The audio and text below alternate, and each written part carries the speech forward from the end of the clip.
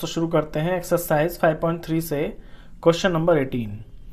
A spiral is made up of successive semi circles. एक spiral है जो कि सेमी सर्कल से मिलकर बना हुआ है। देखिए ये होता है स्पाइरल। स्पाइरल ये होता है आपका, ये आपने देखा होगा ऐसे गोल गोल घूमता है मेडिटेशन करने के लिए, और इसके सेंटर पॉइंट पे जो है ना आपको फोकस करना होता है। ये स्पाइरल बोली जाती है ऐसी फिगर, और ये सेमी सर्कल से मिलकर बनती है with centres alternatively at A and B. तो आपको यहाँ बुक में ये फिगर दी हुई है, ये भी एक स्पाइरल बना हुआ है जब सेंटर ए है और ये बी है, यानी ए सेंटर से ये आपका सेमी सर्कल बना और फिर बी सेंटर से आपका ये वाला सेमी सर्कल बना, और फिर दोबारा से ए सेंटर से आपका ये बड़ा वाला सेमी सर्कल बन गया, और फिर बी सेंटर से ये आपका नेक्स्ट सेमी सर्कल बन गया। ये इस बात का मतलब है alternatively at A and B, यानी ये सेंटर है और ये सेंटर है, इन दो सेंटरों से ही आपके सेमी सर्कल्स तैयार हो रहे हैं। Starting with centre A of radius 0.5 centimetre, 1.0 centimetre, 1.5 centimetre, 2.0 centimetre. देखिए ए से स्टार्ट हो रहा है आपका स्पाइरल बनना, यानी ए सेंटर पे ये जो सबसे पहला जो आपका सेमी सर्कल बना है ना, इसका रेडियस आपका 0.5 सेंटीमीटर है। इसके बाद 1.0 सेंटीमीटर, यानी जो दूसरा सेमी सर्कल बन रहा है इसका जो रेडियस है वो आपका 1.0 सेंटीमीटर, और जो तीसरा आपका सेमी सर्कल बन रहा है उसका रेडियस 1.2, और फिर चौथे का 2.0, और इसी तरह से ये बढ़ता जा रहा है as shown in the figure 5.4। Book में पीछे फिगर बनी है, एग्जैक्टली यही है जो आपको स्क्रीन पे दिख रहा है ये फिगर। तो what is the total length of such a spiral made up of 13 consecutive semi circles. अगर ये स्पाइरल आपका 13 सेमी सर्कल से मिलके बना है तो फिर इसकी टोटल लेंथ क्या होगी। लेंथ का मतलब है ये चीज़, ये ऐसे जैसे फॉर एग्जांपल मान लीजिए किसी तार से बना है, किसी धागे से बना है, तो उस धागे की लंबाई कितनी होगी, उस तार की लंबाई कितनी होगी, सिंपल ये बताना है। टेक पाई 22/7, पाई को इसमें आपको 22/7 लेना है। देखिए सिंपल इसके अंदर क्वेश्चन ये है कि आपको 13 सेमी सर्कल्स दे रखे हैं और उन 13 सेमी सर्कल से मिलकर आपका स्पाइरल बन रहा है, और उन 13 सेमी सर्कल्स का आपको सरकमफ्रेंस निकालना है, यानी कि उनके सरकमफ्रेंस का आपको सम निकालना है। तो लेंथ ऑफ स्पाइरल आ जाएगी। तो अब length of first semi circle क्या हो जाएगी, यानी ये मेरा फर्स्ट सेमी सर्कल है ना, ये मेरी L1 मान ली मैंने, सेकंड वाले को L2 मान लिया, थर्ड वाले को L3 मान लिया, इस तरह से। तो length of first semi circle हो जाएगी आपकी पाई आर। सरकमफ्रेंस ऑफ सर्कल होता है आपका 2πr, ये तो पूरे सर्कल का होता है, लेकिन अगर आपका सेमी सर्कल है तो फिर 2 तो हट जाएगा, यानी सिर्फ πr। तो पहले सेमी सर्कल के लिए जो लेंथ हो जाएगी, ये जो लंबाई हो जाएगी सरकमफ्रेंस, ये आपकी πr होगी, और r इसमें यूज होगा आपका 0.5। तो ऐसे लिखेंगे इसे, length of first semi circle. अगर इसे मैं L1 मान लेता हूं तो ये हो जाएगी πr,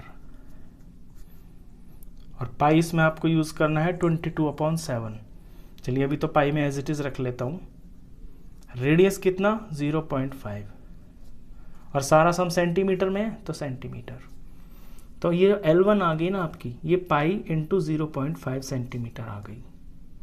अच्छा, length of second semi circle यानी L2, इसका नाम मैं L2 रख लेता हूँ। सर ये L1 है, ये L2 हो गई, ये L3, ये L4, ऐसे ही ना ये 13 तक जा रहा है, यानी L13 तक जा रहा है आपका ये। तो length of second semi circle हो जाएगी आपकी, अगर इसे मैं L2 के नाम से रख लेता हूँ, तो पाई, और सेकेंड के लिए रेडियस कितना हो जाएगा, बुक में दिया हुआ है आपको 1.0, तो पाई आर यानी पाई इंटू 1.0, ये L2 हो गई। अच्छा, लेंथ ऑफ थर्ड, अगर थर्ड सेमी सर्कल निकालें इसका नाम L3 अगर रख लें तो फॉर्मूला तो पाई आर ही लगेगा, पाई की जगह मैं पाई ले रहा हूँ, और रेडियस कितना हो जाएगा 1.0, सॉरी 1.0 पिछला था 1.5 सेंटीमीटर। तो इस तरह से ये चल रहा है। अब आप अगर इसे ध्यान से देखें तो आपके जो L1, L2, L3, L4 and up to L13 है, ये एक AP ही तो बन रहा है और ये AP के टर्म्स हैं। तो इसमें आपका जो N है वो तो आपका 13 है। अब पहले AP तैयार करते हैं इसमें से। तो आपकी जो AP हो जाएगी, फर्स्ट टर्म क्या होगी आपकी पाई इंटू 0.5,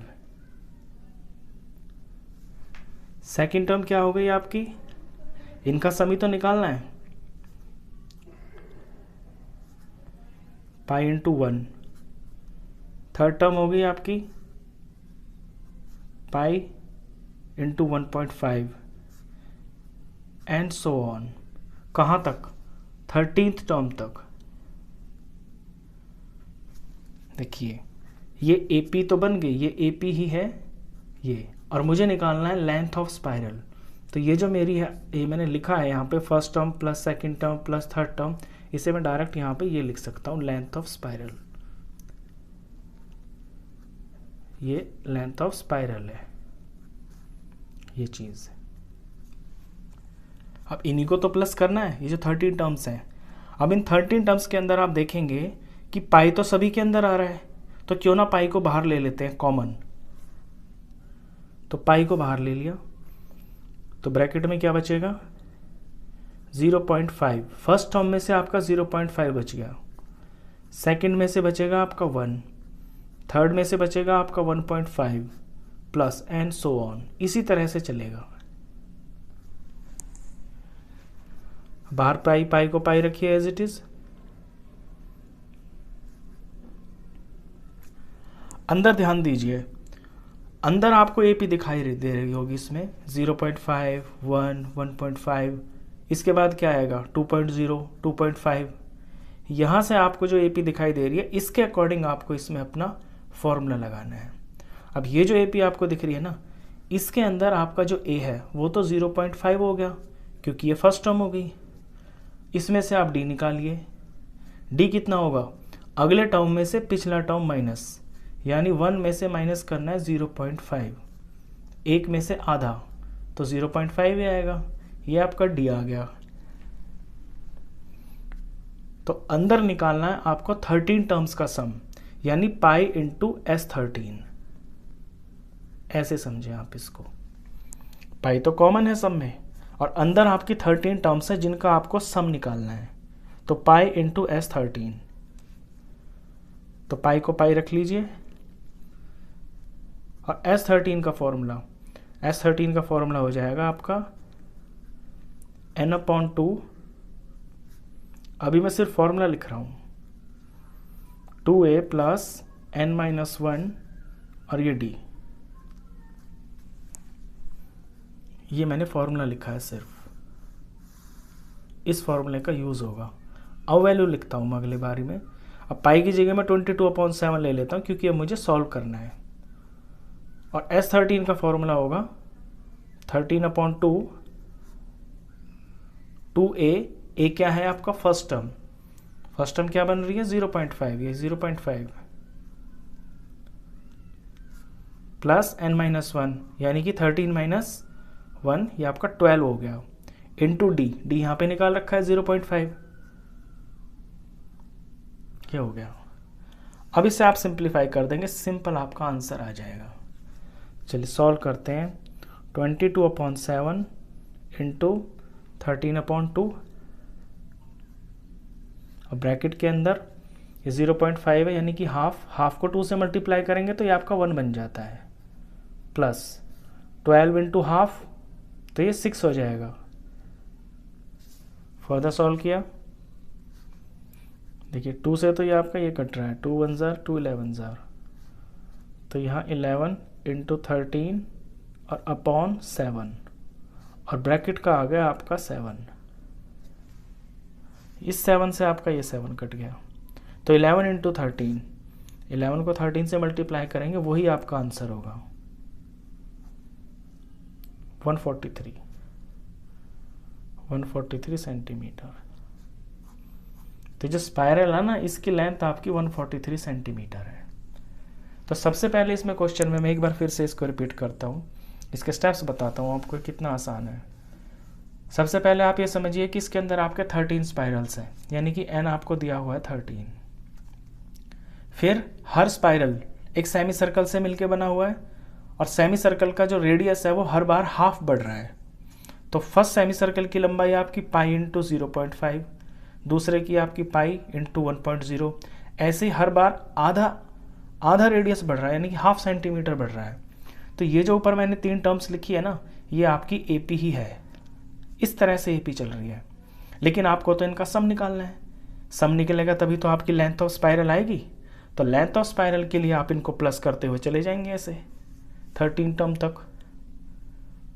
अब इनके अंदर, सबके अंदर आपको पाई कॉमन दिखेगा, पाई बाहर आ जाएगा, तो आपको अंदर अंदर सिर्फ नंबर्स दिखाई देंगे, और आप इन नंबरों से अपना ए निकालेंगे, ये फर्स्ट टर्म, यहाँ से डी निकालेंगे, और ये जो ब्रैकेट के अंदर है इस चीज को एपी मान के यहाँ पे सॉल्व करेंगे। पाई आप बाहर रखेंगे एंड तक, बस उसके बाद तो वैल्यूज ही पुट करनी है और आपका आंसर। चलिए इसके बाद क्वेश्चन करते हैं 19th।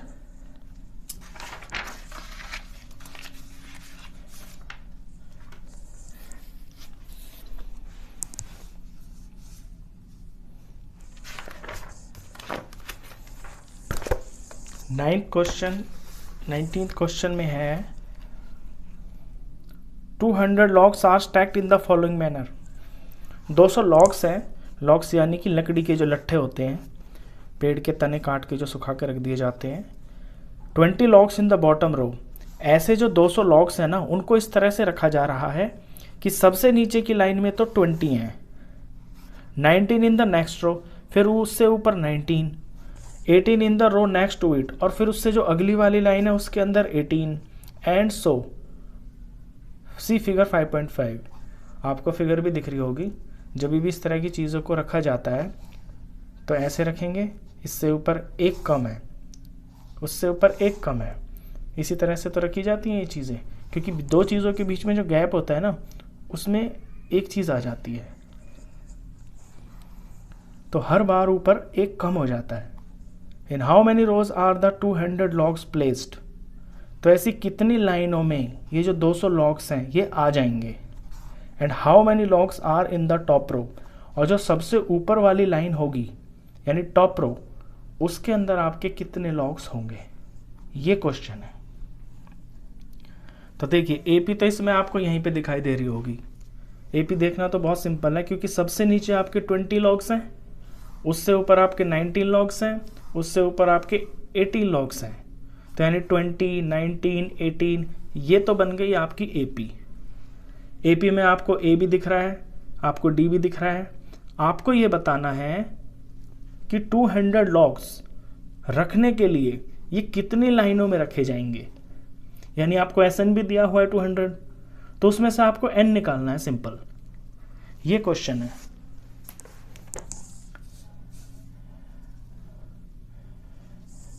सबसे पहले तो अपनी बनाएंगे एपी। तो इसमें तो एपी साफ दिखाई दे रही है।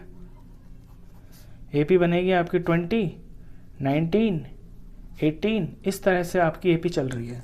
आपको गिवन क्या है इसके अंदर, एसएन। एसएन आपको 200 दिया हुआ है। टोटल जो लॉग्स है ना वो 200 है। तो यानी सम ऑफ लॉग्स, और कितनी लाइनों में ये रखे हुए हैं, वो लाइनें होती हैं आपकी एन के नाम से डिनोट करते हैं उनको। तो आपको एन निकालना है इसमें। तो सबसे पहले तो एसएन का फॉर्मूला लिखते हैं, n/2 2a प्लस n-1 और d इज इक्वल टू 200। अब इस फॉर्मूले में जो चीज़ें हमें पता है इस क्वेश्चन में उन्हें पुट करते हैं। देखिए n तो पता नहीं है, n ही तो निकालना है, तो n/2 2a, 2 का 2, और a क्या है, a है आपकी एपी का फर्स्ट टर्म यानी कि 20, प्लस n पता ही नहीं है तो एज इट इज रखेंगे इसको, n-1 एज इट इज, और d पता है यहाँ पे। अब d निकाल लेते हैं यहाँ पे। d क्या होता है, आपके नेक्स्ट में से पिछला वाला माइनस, यानी 19 में से 20 माइनस करेंगे तो d आपका -1 आ गया। इसे पुट करेंगे यहाँ पे, इज इक्वल टू 200। अब n को मैं यहाँ रख लेता हूँ और ये जो 2 मेरा सारा मल्टीप्लाई में इस फैक्टर में, ये इधर जाके डिवाइड में है, ये 2 ये इधर जाके मल्टीप्लाई हो जाएगा और ब्रैकेट के अंदर क्या होगा, 22 * 40 हो गया। और इसे सॉल्व कर लेते हैं अंदर, -1 को n से मल्टीप्लाई करेंगे तो आएगा माइनस का n, और -1 को फिर -1 से करेंगे तो माइनस माइनस प्लस हो गया और 1 1 * 1 +1, ये सारा इज इक्वल टू 200 × 2, ये 2 यहाँ से आ गया आपका। अच्छा फिर से सॉल्व करें इसको अंदर, तो 40 और +1 आपके 41 हो गए और ये -n, और इस तरफ हो गया आपका 400। इसे सिंप्लीफाई करते हैं तो 41n हो गया और ये माइनस n × n² और ये 400 आपका इधर आ गया, -400 इज इक्वल टू 0। ये आपकी क्वाड्रेटिक इक्वेशन बन गई, लेकिन इसमें जो आपका स्क्वायर का टर्म है ना वो पहले होना चाहिए। तो स्क्वायर वाले को मैं सबसे पहले लिखता हूँ -n², फिर n वाले को 41, फिर कांस्टेंट को इज इक्वल टू 0। अब कभी भी x² वाली जो चीज़ होती है वो माइनस में नहीं होती, तो इसे प्लस बनाने के लिए सिंपल ये होता है कि इस पूरी इक्वेशन को आप माइनस से मल्टीप्लाई कर दें, तो माइनस वाली तो माइनस माइनस टकरा के प्लस हो जाती है और बाकियों का साइन चेंज हो जाता है, यानी माइनस और प्लस मिलके माइनस का 41n बन गया और माइनस मिलके ये आपका प्लस का 400 बन गया, इज इक्वल टू 0। ये आपकी फाइनल क्वाड्रेटिक इक्वेशन आई है। इस क्वाड्रेटिक इक्वेशन में से आपको n की वैल्यू निकालनी है। चलिए n की वैल्यू निकालते हैं इसमें से।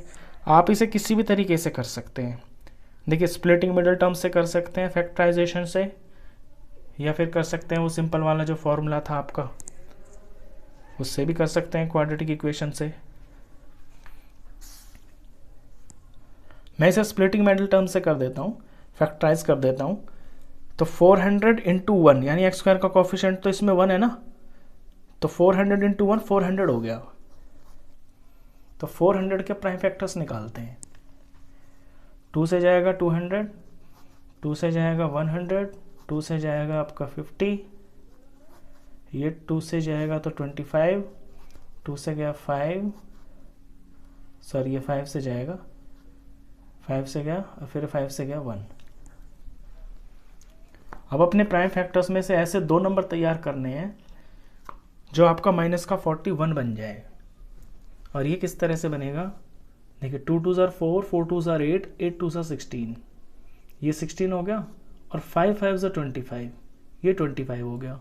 अगर मैं इन दोनों को ऐड कर देता हूँ तो 41 बन जाएगा। जो बीच वाला होता है ना वही हमको बनाना होता है। अब बनाना है माइनस का, तो इन दोनों को माइनस लेना पड़ेगा। तो माइनस का 16 और माइनस का 25 मिलके -41 बन जाएगा। तो ये तो हो गया स्प्लिट, n² माइनस, इसे मैं तोड़ लूँगा, -25n में और -16n में, आगे का सेम टू सेम। अब इन दोनों में कॉमन दिख रहा है n, यहाँ से n रह गया, यहाँ से माइनस रह गया, यहाँ से आपका 25 रह गया। इन दोनों में हमेशा वो चीज़ कॉमन आ जाती है जो आपका यहाँ पे होती है, बाहर है ना ये -16, 16 में 16 तो है और 400 में 16 क्यों है, क्योंकि 400 बना है आपका 16 × 25 से। तो अगर 16 इसमें से कॉमन ले लेते हैं तो आपका 25 अंदर रहेगा। तो -16 आपका दोनों में है, यहाँ से रह गया n, और क्योंकि माइनस बाहर ले लिया तो यहाँ भी माइनस होगा, क्योंकि हम मानते हैं कि माइनस और माइनस मिलके प्लस बना है। तो एक बाहर आ गया तो एक यहाँ अंदर रह गया और ये 25 इज इक्वल टू 0। हमेशा ये जो 2 ब्रैकेट है ना आपकी, इनमें जो वैल्यू आएगी वो आपकी एग्जैक्टली सेम आती है। तो 2 फैक्टर आए आपके, n-16 आया और n-25 आया, इज इक्वल टू 0। दोनों को बारी बारी 0 के बराबर रखते हैं तो n की वैल्यू आएगी, n-16 इज इक्वल टू 0 रखा तो n की वैल्यू आई आपकी 16। n minus 25 is equal to 0 रखा तो n की वैल्यू आई आपकी 25। अब आपके 2n आ गए। अब क्या ये दोनों के दोनों आपके पॉसिबल हैं या नहीं हैं, ये आपको देखना है। और ये कैसे पता चलेगा? देखिए, वैसे तो आप अगर लॉजिकली देखें तो मुझे तो यहीं पे पता चल रहा है कि इनमें से कौन सा n पॉसिबल नहीं है। वो क्यों? देखिए, मेरे जो लॉग्स हैं ना, सबसे नीचे मेरे 20 लॉग्स हैं, उससे ऊपर 19 होंगे, उससे ऊपर 18 होंगे, और जो सबसे ऊपर लॉग होगा वो तो 1 होगा। अब 20 से चल रहे हैं और एक एक का गैप आ रहा है, तो 1 तक पहुंचते हुए कितनी लाइनें बनेंगी? 20 ही तो बनेंगी। तो यानी 20 से ज़्यादा तो हो नहीं सकता। तो n तो यहीं पे दिख रहा है कि n 25 नहीं है, ये पॉसिबल नहीं है। लेकिन ये आपको करके दिखाना पड़ेगा एक्चुअली। तो ये प्रूफ करना पड़ेगा कि ये 25 नॉट पॉसिबल है। लॉजिकली दिख रहा है नॉट पॉसिबल है, लेकिन आपको एग्जाम में दिखाना पड़ेगा शो करके। तो शो ऐसे करेंगे हम इसे अपना कि इससे an निकालेंगे, यानी कि A16 निकालेंगे हम और देखेंगे कि क्या वैल्यू आती है। A16 होता है A प्लस 15D, और A कितना है क्वेश्चन में आपका? 20 प्लस 15, और D है आपका -1, तो ये 20 और -15 हो गया, तो ये आपका 5 आ गया। इस क्वेश्चन में ना एक चीज़ और भी बताई थी कि how many logs are in the top row, यानी कि टॉप रो में आपके कितने लॉग्स होंगे। तो टॉप रो इसमें क्या आई आपकी? या तो 16 होगी या 25 होगी। तो दोनों के अंदर आप भर भर के देखिए कि आपके कितने लॉग्स आते हैं। यानी आपका टॉप रो अगर आप 16 मानते हैं तो उसके अंदर कितने लॉग्स होंगे? 5। अच्छा, अगर मैं टॉप रो को 25 मान लेता हूँ, यानी मान लो कि 25th लाइन टॉप है, तो ये 25 निकालना पड़ेगा। ये होगा आपका A प्लस 24D, यानी 20 प्लस 24 इंटू -1, तो ये 20 और ये माइनस का 24, तो आंसर आया -4। अब ये जो -4 है ये आपके लॉग्स हैं। क्या माइनस में हो सकते हैं लॉग्स?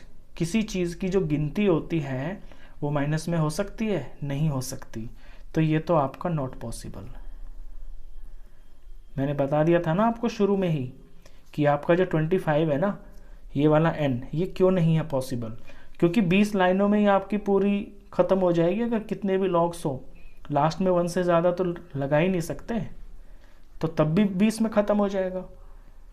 तो इस क्वेश्चन के अंदर आपका जो n था वो तो था 16, और दूसरा ये भी पूछा था कि सबसे लास्ट वाली रो के अंदर कितने लॉग्स होंगे, यानी 16th वाली लाइन में लॉग्स कितने होंगे, तो वो भी आ गया आपके 5। अब अपना आंसर लिख दीजिए ऐसे। 2 चीज़ें पूछी थी आपसे। पहली पूछी थी in how many rows are the 200 logs placed, तो लिखेंगे in 16 rows 200 logs are placed, कि 200 लॉग्स को 16 लाइनों में लगाया जा सकता है। दूसरा पूछा था कि लास्ट वाली रो में कितना होगा, कितने लॉग्स होंगे, वो आपके 5 हैं। तो इस तरह लिखेंगे there are 5 logs in the top row.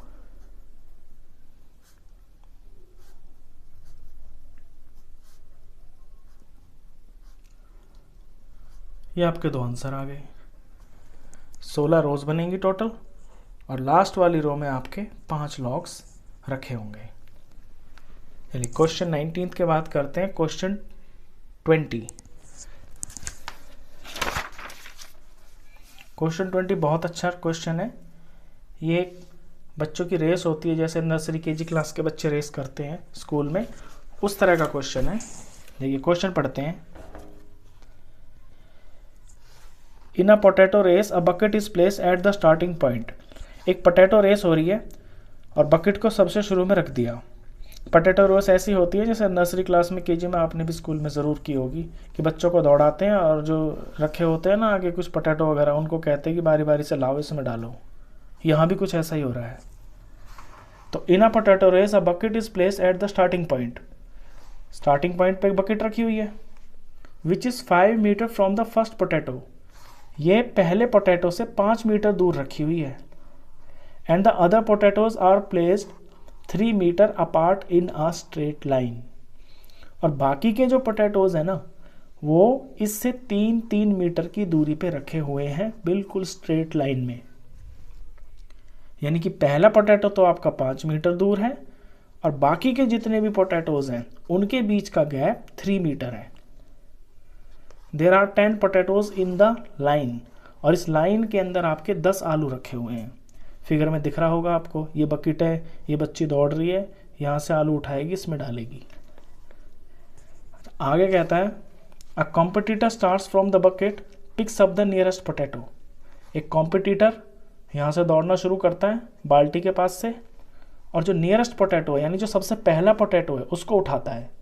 Runs back with it, उसको लेके दौड़ता है, वापस दौड़ता है, drops it in the bucket, और उसको बाल्टी में डाल देता है। Runs back to the pick up the next potato, और फिर दूसरा आलू उठाने के लिए दौड़ पड़ता है। Runs to the bucket to drop it in, और फिर उठा के फिर से बाल्टी में लाके डाल देता है। And she continues in the same way until all the potatoes are in the bucket. और ये काम वो कॉम्पिटिटर जब तक करता रहता है जब तक कि सारे आलू वो ला के बाल्टी में नहीं डाल देता। तो what is the total distance the competitor has to run. तो कॉम्पिटिटर को इस काम के लिए टोटल डिस्टेंस कितना दौड़ना पड़ेगा, ये क्वेश्चन है।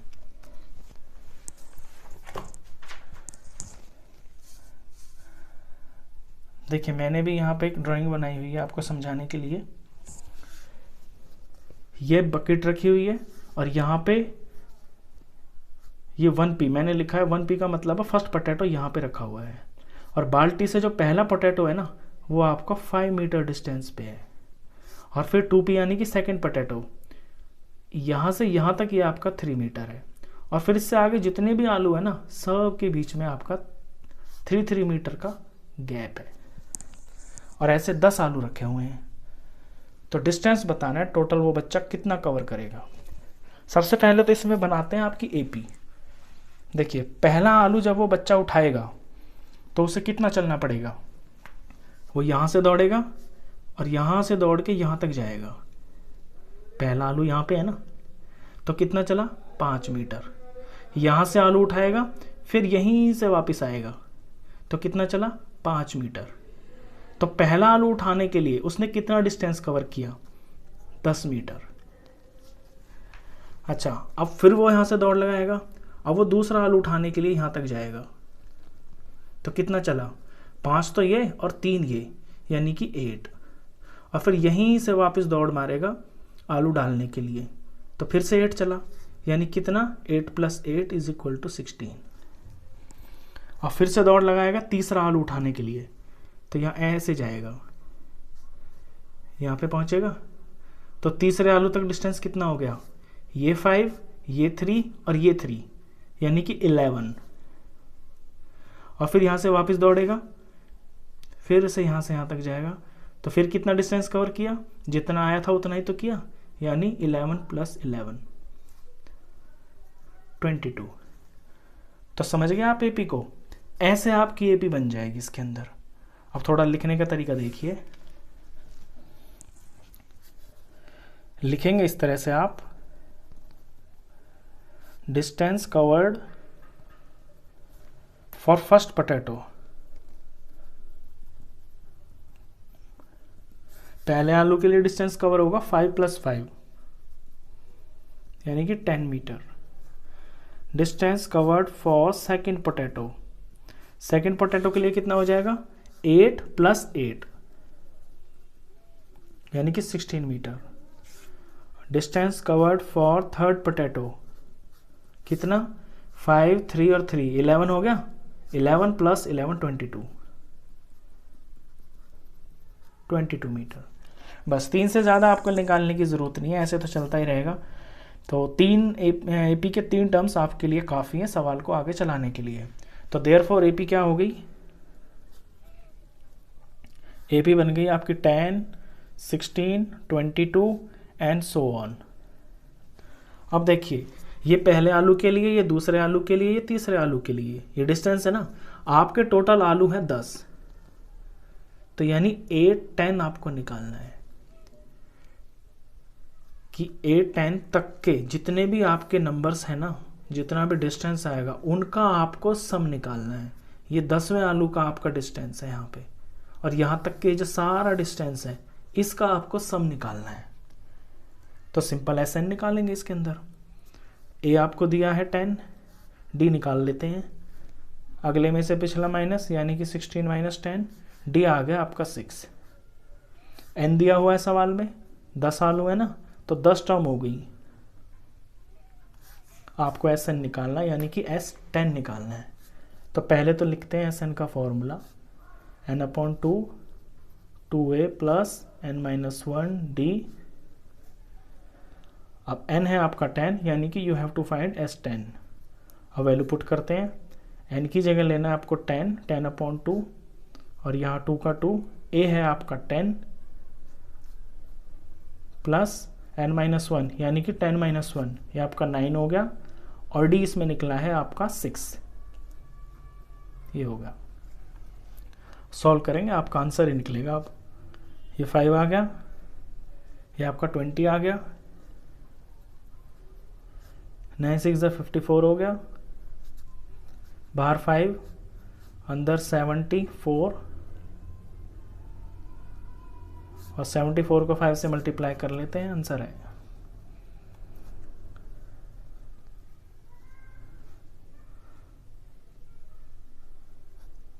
370 मीटर। यानी उस कॉम्पिटिटर को 10 आलू उठाने के लिए, उठा के लाकर वापस बाल्टी में रखने के लिए 370 मीटर्स इतनी दौड़ लगानी पड़ेगी। तो फाइनल आंसर को बुक की लैंग्वेज में लिख देते हैं। What is the total distance the competitor has to run? तो the competitor has to run 370 meters.